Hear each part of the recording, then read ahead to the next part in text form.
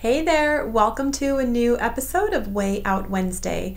My name is Dr. Ashley Southard. I'm the site director and clinical therapist at a New Beginning Outpatient Treatment Center and also the co-founder and program director of the Healthy Way Out Emotional and Binge Eating Weight Loss Program, both of them located in Scottsdale, Arizona. So this month I'm bringing you a whole new topic related to emotional and binge eating. And I want to warn you, this one is pretty heavy duty, pretty deep, but it's something that needs to be talked about. It's actually not talked about enough in these conversations about emotional and binge eating. So this month I am dedicating all of these episodes to the discussion about early childhood sexual abuse as it relates to emotional and binge eating. Obviously, this is a very mature topic, so if you have little ears around, we want to make sure that they are not able to hear any of this content. If this is a piece of your story that may tap into some very strong or overwhelming emotions, I definitely recommend that you watch these videos in the month of May with maybe a trusted friend, a partner, even your therapist if you have one. Definitely give yourself that kind of support if you feel like that might be something helpful. So why am I dedicating an entire month with actually 5 Wednesdays this month to talk about this very important subject? Well, there's a couple of reasons. One of the reasons is that childhood sexual abuse is actually one of the worst adverse experiences that a human being can go through. It can wreak havoc on your psychological and emotional development in ways that you may not even realize right now. So it's something that needs to be talked about. There's far too many people in this world who unfortunately have had this experience, and it can bring an immense amount of shame and secrecy with it. And so by talking about it, we actually reduce the shame, and we actually create some space for the truth to come out and therefore for healing to happen. The other reason why this topic is so important, why I'm giving it an entire month of our conversations, is because there's actually a very high correlation between childhood sexual abuse and binge eating disorder. So we're going to be talking about that correlation because it's just something that we can't ignore. We can't not talk about it. That's actually doing a disservice to each and every one of you who have this as a piece of your past. So today we're going to talk about kind of what is childhood sexual abuse, how common is it in relation to binge eating disorder, and how do these two things connect? And then we will use the future episodes to talk about some very specific aspects of sexual abuse as it relates to emotional and binge eating. Now, there are several different people in a child's life who could potentially be perpetrators of childhood sexual abuse. Most of the time, the child knows the perpetrator very well. Maybe they've been in the child's life for a very long time or all of their life. The child really trusts this person, maybe even loves this person. And unfortunately, it is that relationship that then gets used against the child for this adult in a powerful position to manipulate and abuse this child. So common perpetrators of childhood sexual abuse include parents, older siblings, very close family friends, extended family members, children in the neighborhood, and babysitters. So if you think about it, these are all people who have a lot of access to the child, a lot of unsupervised access, and the child really trusts them. So that can become a very powerful combination for this abusive adult to groom this child, to prey on their trust and their feelings, and to unfortunately act out that abuse. Now, the statistics on childhood sexual abuse are very sobering and painful. In just the general population, 1 in 3 girls and 1 in 8 boys are likely to be the victim of some type of unwanted and inappropriate sexual behavior before the age of 18. 1 in 3 girls and 1 in 8 boys.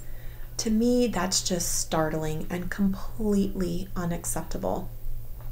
Now, to make matters even worse, when we look at childhood sexual abuse coupled with eating disorders, and this is the broad spectrum of eating disorders, so that includes binge eating, it also includes bulimia, anorexia, and everything in between, we're looking at about 30% of people with eating disorders have this in their history. So that really matches up with the statistic we see for the general population of females. What's even more sobering is that newer research is suggesting that more than half of people struggling with weight issues and food issues, so people with binge eating disorder, emotional eating, and chronic weight issues, actually more than half of them have childhood sexual abuse in their histories. So we're actually seeing a higher percentage in the binge eating population than we are in the general eating disorder population and the general population. So there is definitely a very strong connection between childhood sexual abuse and the later development of binge eating, emotional eating, and related weight struggles, okay? I will also say anecdotally, in our program, The Healthy Way Out, which is specialized treatment for emotional and binge eating, we definitely see a statistic much higher than 50%. I don't have specific numbers, but I would say it's closer to 75 to 80% of our participants who come through our program do have some type of childhood sexual abuse in their story.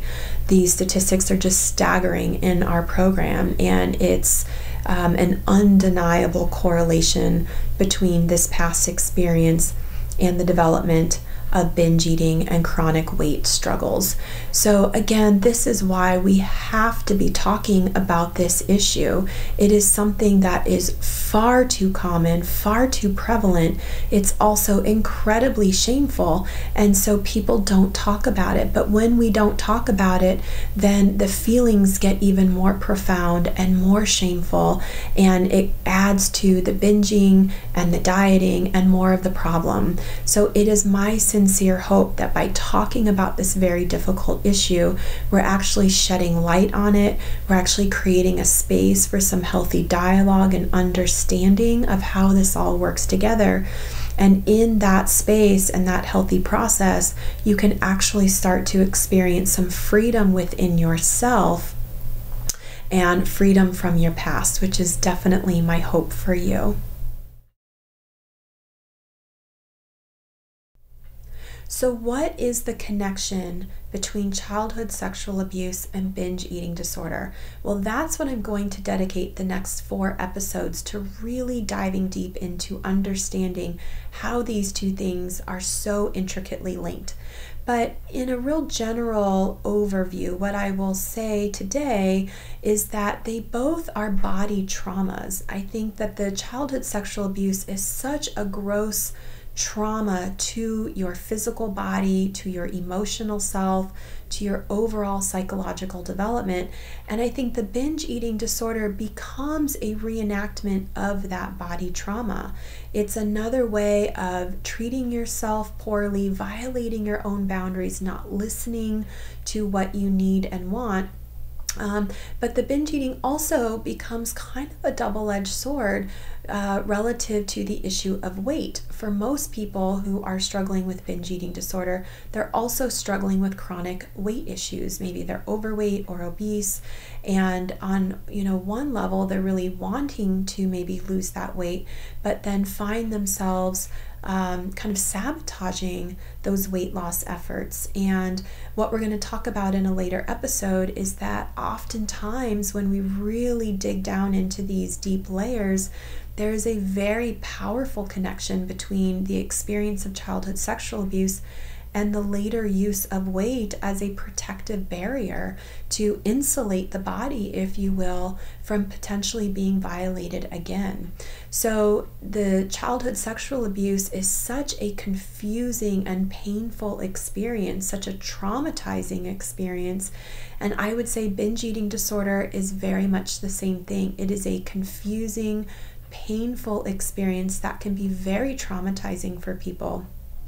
And so we're going to look very closely at how that confusion and that trauma is so linked between the two. So the next couple of episodes, we're going to be talking about how binge eating disorder definitely can evolve out of the experience of childhood sexual abuse.